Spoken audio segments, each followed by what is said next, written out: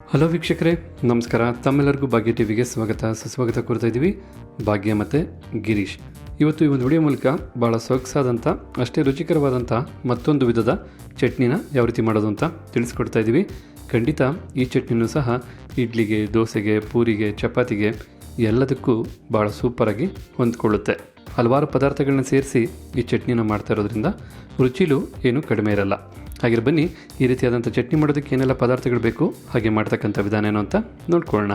ಕಡಲೆಕಾಯಿ ಬೀಜ ಅರ್ಧ ಕಪ್ನಷ್ಟು, ಹಾಗೆ ಅದೇ ಅಳತೆಯ ಹುರಿಗಡಲೆ ಅರ್ಧ ಕಪ್ನಷ್ಟು, ಬೆಳ್ಳುಳ್ಳಿ 4 ಎಸಳು, ಕಾಳುಮೆಣಸು 4ರಿಂದ 5, ಕೊತ್ತಂಬರಿ ಸೊಪ್ಪು ಸ್ವಲ್ಪ, ಪುದೀನ ಸೊಪ್ಪು ಸ್ವಲ್ಪ, ಹಸಿಮೆಣಸಿನಕಾಯಿ 5, ಶುಂಠಿ 1/4 ಇಂಚಷ್ಟು, ನೆಲ್ಲಿಕಾಯಿ ಗಾತ್ರದಷ್ಟು ಹುಣಸೆಹಣ್ಣು, ಹಾಗೆ ನೆಲ್ಲಿಕಾಯಿ ಗಾತ್ರದಷ್ಟು ಬೆಲ್ಲ, ಸಾಸಿವೆ ಸ್ವಲ್ಪ, ಎಣ್ಣೆ 1 ಟೀ ಸ್ಪೂನಷ್ಟು, ಬೇಡಿಗೆ ಮೆಣಸಿನಕಾಯಿ 2, ರುಚಿಗೆ ತಕ್ಕಷ್ಟು ಉಪ್ಪು. ಬೇಕಾದಂಥ ಪದಾರ್ಥಗಳನ್ನೆಲ್ಲ ನೋಡ್ಕೊಂಡಾದ ನಂತರ ನಾವು ತೊಗೊಂಡಿರ್ತಕ್ಕಂಥ ಅರ್ಧ ಕಪ್ನ ಅಳತೆಯ ಕಡಲೆಕಾಯಿ ಬೀಜನ ಸ್ವಲ್ಪ ಕ್ರಿಸ್ಪಿಯಾಗಿ ಹುರ್ಕೋಬೇಕಾಗತ್ತೆ. ಈಗಲೇ ನಾವು ಕಡಲೆಕಾಯಿ ಬೀಜನ ಮೀಡಿಯಂ ಫ್ಲೇಮಲ್ಲೇ ಒಂದು 5 ನಿಮಿಷಕ್ಕೂ ಹೆಚ್ಚು ಕಾಲ ಹುರ್ಕೊಳ್ತೀವಿ.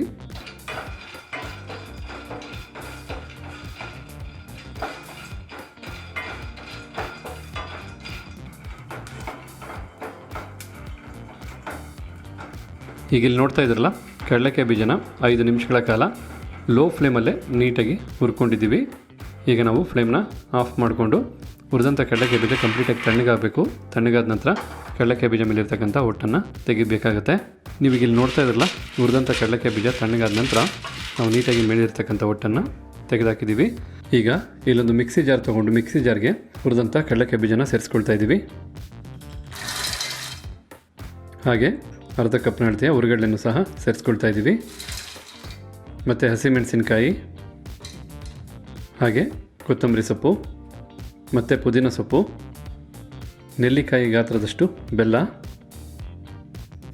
ಹಾಗೆ ನೆಲ್ಲಿಕಾಯಿ ಗಾತ್ರದಷ್ಟು ಹುಣಸೆಹಣ್ಣು, 5 ಕಾಳು ಮೆಣಸು, ಜೊತೆಗೆ 1/4 ಇಂಚಷ್ಟು ಶುಂಠಿ, 4ರಿಂದ 5 ಬೆಳ್ಳುಳ್ಳಿ ಎಸಳು, ಇನ್ನು ರುಚಿಗೆ ತಕ್ಕಷ್ಟು ಉಪ್ಪನ್ನು ಸೇರಿಸಿ ನಾವು ಚಟ್ನಿ ರುಬ್ಬೋದಕ್ಕೆ ಸಹಾಯ ಆಗೋ ಹಾಗೆ ಸ್ವಲ್ಪ ನೀರನ್ನು ಸೇರಿಸ್ಕೊಳ್ತಾ ಇದ್ದೀವಿ. ಈ ರೀತಿ ನೀರನ್ನು ಸೇರಿಸಾದ ನಂತರ ಈಗ ಇದನ್ನು ನಾವು ನುಣ್ಣಿಗೆ ರುಬ್ಕೊಂಬರ್ಬೇಕಾಗತ್ತೆ. ಒಮ್ಮೆ ನುಣ್ಣಿಗೆ ರುಬ್ಬಾದ ನಂತರ ಈ ಚಟ್ನಿಗೆ ಬೇಕಾದಂಥ ಒಗ್ಗರಣೆಯನ್ನು ಮಾಡ್ಕೋಬೇಕಾಗತ್ತೆ. ಹೀಗಿಲ್ಲಿ ನಾವು ಚಟ್ನಿನ ಬಹಳ ನುಣ್ಣಿಗೆ ರುಬ್ಕೊಂಬಂದಿದ್ದೀವಿ. ಇಲ್ಲಿ ಚಟ್ನಿ ಸಿದ್ಧವಾಗಿದೆ. ಈಗ ಈ ಚಟ್ನಿಗೆ ಬೇಕಾದಂಥ ಒಗ್ಗರಣೆಯನ್ನು ಕೊಡಬೇಕಾಗತ್ತೆ. ಈ ಚಟ್ನಿ ಬಹಳ ಸ್ಪೆಷಲ್ ಆಗಿ ರುಚಿ, ಯಾಕೆಂದರೆ ನಾವು ಕಡಲೆಕಾಯಿ ಬೀಜ ಹಾಗೆ ಹುರಿಗಡಲೆ ಎರಡನ್ನೂ ಸೇರಿಸಿ ಮತ್ತು ಇನ್ನೂ ಹಲವಾರು ಪದಾರ್ಥಗಳನ್ನ ಸೇರಿಸಿ ಮಾಡಿರೋದ್ರಿಂದ ರುಚಿ ಮಾತ್ರ ಬಹಳ ಸೊಗಸಾಗಿರುತ್ತೆ. ನೀವೊಮ್ಮೆ ಟ್ರೈ ಮಾಡಿದ್ರೆ ನಿಮಗೆ ಗೊತ್ತಾಗುತ್ತೆ ಇದರ ರುಚಿ ಏನು ಅಂತ. ಈ ಚಟ್ನಿ ಬಹಳ ಗಟ್ಟಿ ಇದೆ. ನೀವು ಬೇಕಾದ್ರೆ ಗಟ್ಟಿ ಚಟ್ನಿನೂ ಉಪಯೋಗಿಸ್ಬೋದು, ಇಲ್ಲಾಂದರೆ ಇದಕ್ಕೆ ನೀರನ್ನು ಸೇರಿಸಿ ನಿಮ್ಗೆ ಬೇಕಾದಂಥ ಅದಕ್ಕೆ ಚಟ್ನಿನ ರೆಡಿ ಮಾಡ್ಕೋಬೋದು. ನಾವಿಲ್ಲಿ ಸ್ವಲ್ಪ ನೀರು ಸೇರಿಸಿ ಇನ್ನು ಸ್ವಲ್ಪ ತೆಳ್ಳಗೆ ಮಾಡ್ಕೊಳ್ತಾ ಇದ್ದೀವಿ.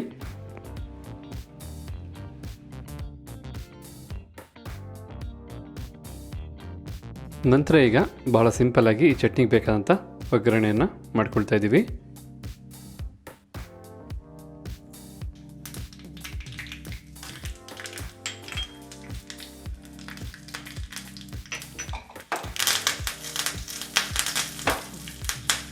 ಈಗ ಈ ಚಟ್ನಿಯ ರುಚಿನ ಹೆಚ್ಚಿಸೋದಕ್ಕೋಸ್ಕರ ಮಾಡಿದಂಥ ಒಗ್ಗರಣೆಯನ್ನು ಸೇರಿಸ್ಕೊಳ್ತಾ ಇದ್ದೀವಿ. ಈ ರೀತಿ ಒಗ್ಗರಣೆಯನ್ನು ಸೇರಿಸಿದ ನಂತರ ಒಮ್ಮೆ ಮಿಕ್ಸ್ ಮಾಡ್ಕೊಳ್ಳೋಣ.